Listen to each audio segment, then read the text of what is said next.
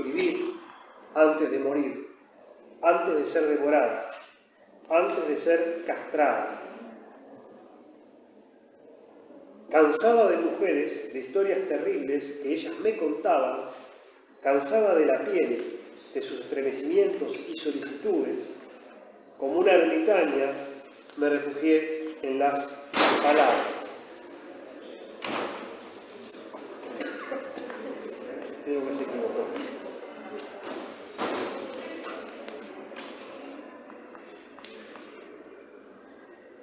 Y voy a leer otro más para terminar con Evoé. Leyendo el diccionario he encontrado una palabra nueva. Siempre estaba la presencia de la palabra, ¿no? Esa búsqueda del lenguaje. Es como ese mandato bíblico que queda en sobre quienes nos interesa el lenguaje, ¿no? Ir más allá. He encontrado una palabra nueva, con gusto, con sarcasmo la pronuncio. La palpo, la apalabro, la manto, la calco, la pulso. Le digo, la encierro, la lamo, la toco con la yema de los dedos. Le tomo el peso, la mojo, la entibio entre las manos.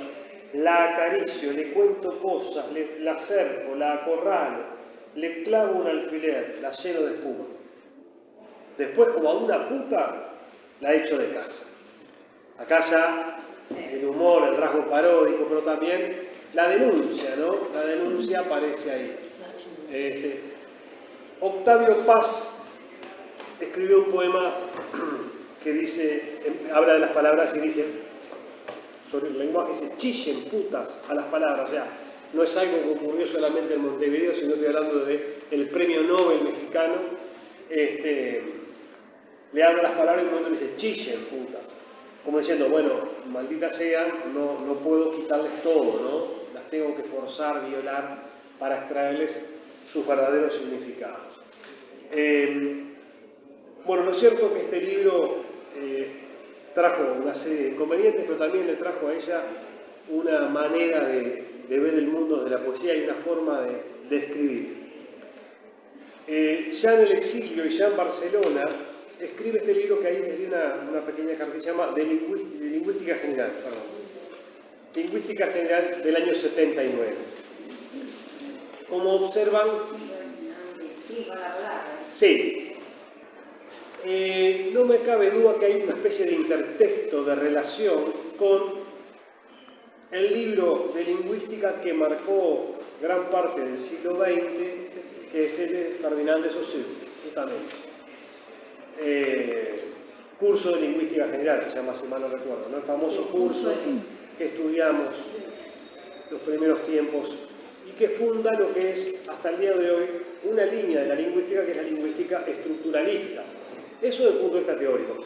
Pero llamarle lingüística general, y está como una línea, yo veo a ella, también estuvo en Francia, en España, una línea de investigación alineada con el estructuralismo de Saussure. Para de Saussure, el signo lingüístico no tiene nada que ver con el objeto, ¿no? La palabra silla está en mi mente. El objeto silla, yo estoy sentado allá hay otra, pero hay un modelo de objeto silla que también está en mi mente. Y la palabra silla es un signo lingüístico que es mental. Está compuesto por el significante, que es la imagen acústica, ¿no? Silla o chair, o como le quieras llamar, o cadeiras en portugués. Ahí. La imagen acústica puede variar según la lengua. Y luego está el concepto, el significado de ese signo. Esa es la línea en donde se mueve con este concepto de signo lingüístico como entidad mental que representa y que refiere al mundo externo. Saussure fue el primero que dijo, bueno, era un lingüista suizo, ¿no? De habla francesa, pero yo quiero separar la cosa, el objeto de la palabra, no tienen nada que ver, son dos realidades distintas. Una es una realidad mental, psíquica, y otra es una realidad externa. ¿Ah?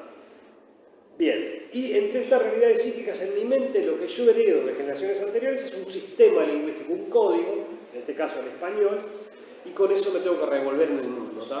Ese código se irá aumentando, iré aprendiéndolo cada vez mejor en mi vida, pero ese código lo internalizo gracias a que estoy en contacto con mis mayores. ¿Qué internalizo? Signos lingüísticos y reglas para combinar esos signos. Parece sencillo, no es muy sencillo, pero bueno, esa es la línea de la lingüística, un trazo muy grueso, de la lingüística general, de la lingüística estructural. No sé si alguien quiere leer el texto 1, así cambiamos la voz. Hombre. El poeta no escribe sobre las cosas, sino sobre el nombre de las cosas. Ningún poema sobre la puesta de sol. Vamos a detenernos en el 1, que es un dístico, o sea, son dos versos, ¿no? Dos versos pareados. El poeta no escribe sobre las cosas, sino sobre el nombre de las cosas. Aquí está la teoría saussuriana en embrión, ¿no? No escribo sobre el amor, sino sobre el lenguaje. Yo escribo sobre la palabra, con palabras. Es un concepto bastante abstracto, pero bueno, ella lo internaliza muy bien. El mundo, el referente del lenguaje está afuera. Lo que está dentro de la mente es el lenguaje. Y ahí se nos generan una gran cantidad de confusiones y malentendidos en la vida, ¿no? Si querés leer ese segundo. Ningún poema sobre la puesta de sol, llamada también ocaso o atardecer, trata en sí de la puesta de sol, sino de las refracciones idiomáticas de un ocaso que en nuestra lengua tiene reminiscencias de azar, que por otra parte recuerda a la sombra. Ahí va un punto, porque ahí la coma esa que está ahí está mal, va un punto. Es un poco parecido al concepto del primer poema, si lo ven, ¿no? ¿Por qué les parece a ustedes? Siempre está con el significado y el significante. Claro. Claro. Hacer un poema sobre el crepúsculo es un acto lingüístico, es un hecho de lenguaje, no es un hecho de la realidad física, ¿no? No es un hecho que esté fuera, está dentro de mi mente y desde ahí... sí, claro, habla de refracciones idiomáticas. Curiosa palabra en un poema, ¿no? Yo que he escrito algo de poesía, quizá acá tengo colegas, pensar la palabra refracciones para un poema es de las últimas que pondría en la lista. Sin embargo, acá funciona porque es un poema teórico, es un poema de teoría del lenguaje, es un poema del libro Lingüística General. Que quizá no tendría reflexiones que estar en el poema.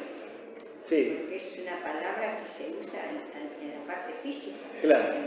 En la disciplina física, correcto. La reflexión de la luz. Tiene que ver con los fenómenos de la luz, ilumínio, claro.